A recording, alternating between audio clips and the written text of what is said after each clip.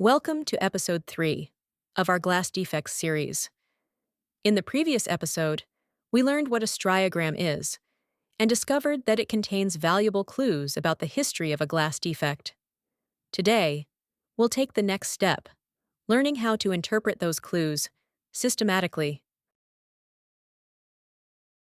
Before we can interpret a striagram, we must first understand what it reveals. A striagram is much more than a pattern of light and dark bands. It is a historical record of a compositional disturbance as it traveled through the furnace. Hidden within the pattern are three essential clues. First, the geometry of the pattern reveals the disturbance journey. Second, the contrast of the pattern reveals the inhomogeneity intensity. And third, the evolution of the pattern reveals the homogenization behavior of the disturbance. Together, these three clues provide the foundation for systematic interpretation and, ultimately, for identifying the source of the defect. Before we begin, take a moment to carefully observe the striagram. Don't try to analyze it yet. Simply look at its overall geometry, its contrast, and the intricate flow structures throughout the pattern. These observations will become the clues that guide our investigation in the next few slides.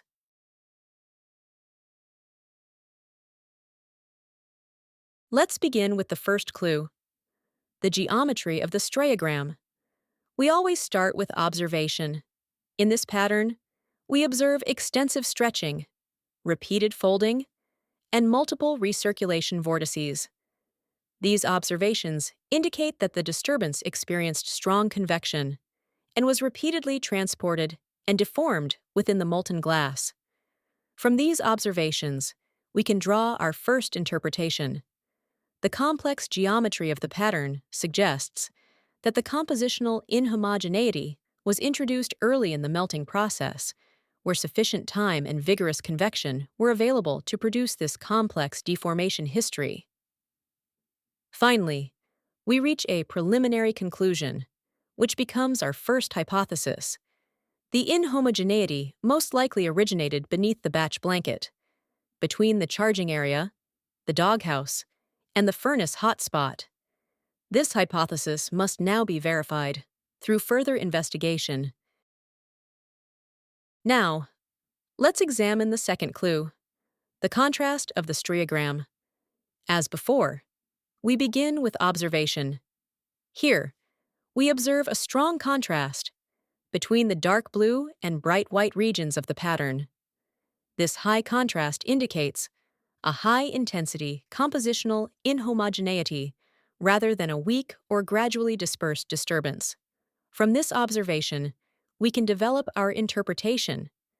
Such a strong contrast is typically associated with a major compositional upset, not with the minor variations normally caused by changes in raw material purity, grain size distribution, moisture content, or ordinary batch segregation. Finally, we reach our preliminary conclusion. The evidence suggests that a major compositional upset introduced a significant quantity of incorrect material into the melt. This hypothesis will be refined as additional evidence is considered.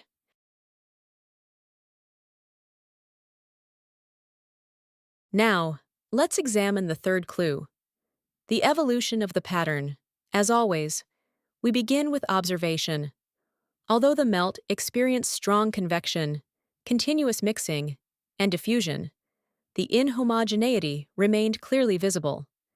Instead of disappearing, it evolved into a highly complex, high-contrast pattern containing thousands of microscopic layered flow structures. From this observation, we can develop our interpretation. The pattern tells us that convection, mixing, and diffusion all occurred.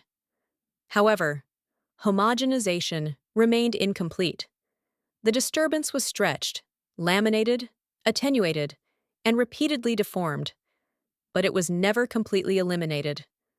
Finally, we reach our conclusion. The extraordinary complexity and persistence of the pattern indicate that the original compositional disturbance differed significantly from the surrounding glass.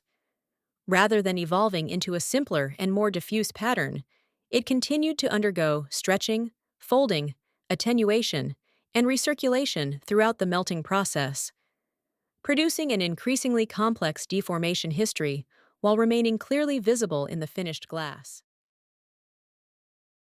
Up to this point, we have interpreted the striagram. However, a reliable diagnosis should never depend on a single observation. In the previous episode, we also examined the defect using the naked eye, the zebra test, and the polarized light microscope.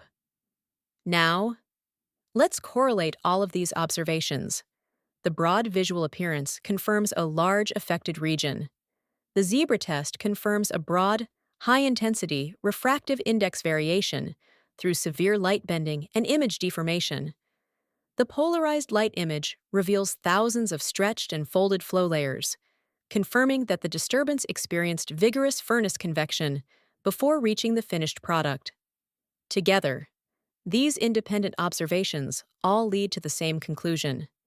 The defect is consistent with a ream, produced by a broad, severe compositional inhomogeneity that originated beneath the batch blanket. When independent observations support the same conclusion, our confidence in the diagnosis increases significantly. We have now completed the interpretation of the available evidence. Rather than relying on a single observation, we combined the striagram, the visual appearance of the ream, the zebra test, and the polarized light image. Each of these observations independently points toward the same conclusion. Taken together, the evidence indicates that the defect most likely originated from a large-scale raw material or batch composition disturbance. At this stage, 3 primary candidates should be considered: a significant variation in the incoming raw materials, a silo charging error, or a major batching error. These are not yet confirmed root causes, but they represent the strongest hypotheses and therefore deserve the highest priority during the investigation. We have now developed a strong technical hypothesis, but a hypothesis is not a root cause. The next step is to verify it through a systematic investigation. At this stage, our objective changes. We are no longer trying to generate hypotheses. We are trying to verify them.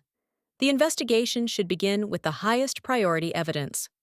First, compare the chemical composition of the ream with that of the surrounding glass. This comparison can reveal which components are enriched or depleted, providing valuable clues about the origin of the disturbance. Next, analyze the contents of each silo. This is one of the most important investigations because it can immediately identify charging mistakes, contamination, or abnormal material composition. The investigation should then review silo management practices together with the silo charging records to verify that every raw material was loaded into the correct silo at the correct time. Finally, verify the batch composition and weighing records to identify any recipe errors, weighing mistakes, operator errors, or control system problems that may have affected the batch formulation. These investigations provide the strongest evidence for confirming or rejecting the primary hypotheses.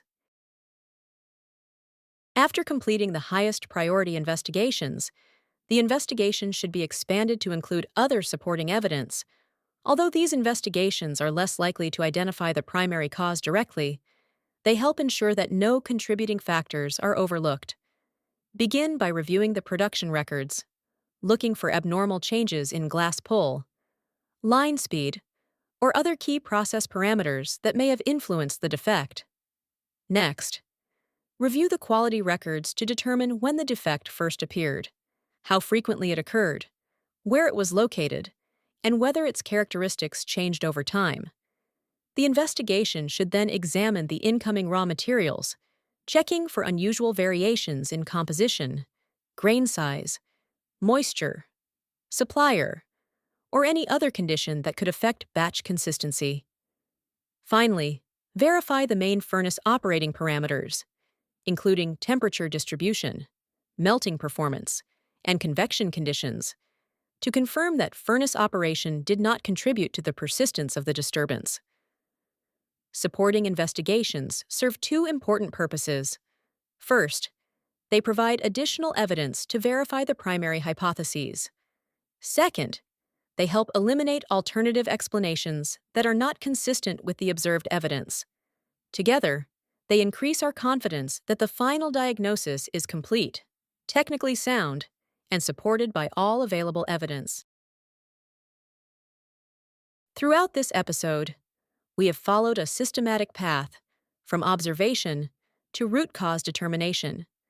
We began by carefully observing the evidence, using the naked eye, the zebra test, the polarized light microscope, and the striagram.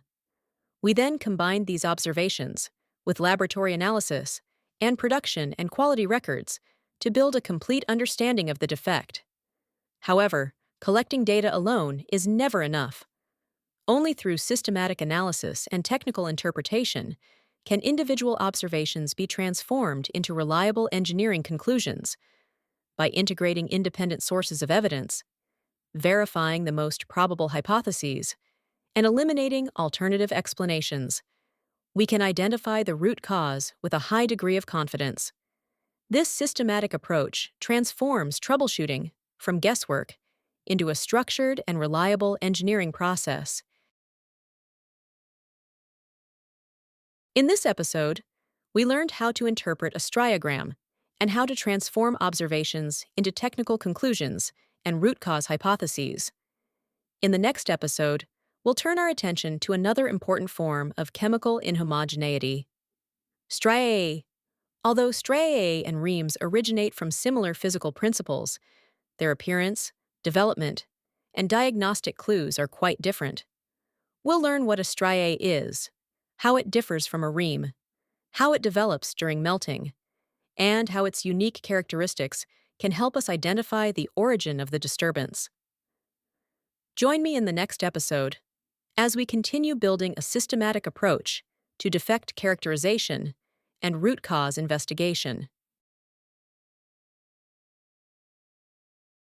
This video is part of the Glass Defects from Observation to Root Cause series, developed by Lean Technique. Our goal is to promote a systematic methodology for glass defect diagnosis, helping glass technologists move beyond symptom recognition toward structured root cause analysis. We believe that every defect tells a story.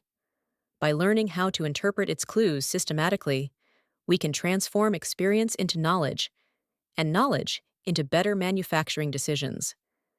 This philosophy forms the foundation of the Lean Technique platform, where observations from different departments can be collected, shared, analyzed, and correlated in real time, supporting collaborative root cause investigations.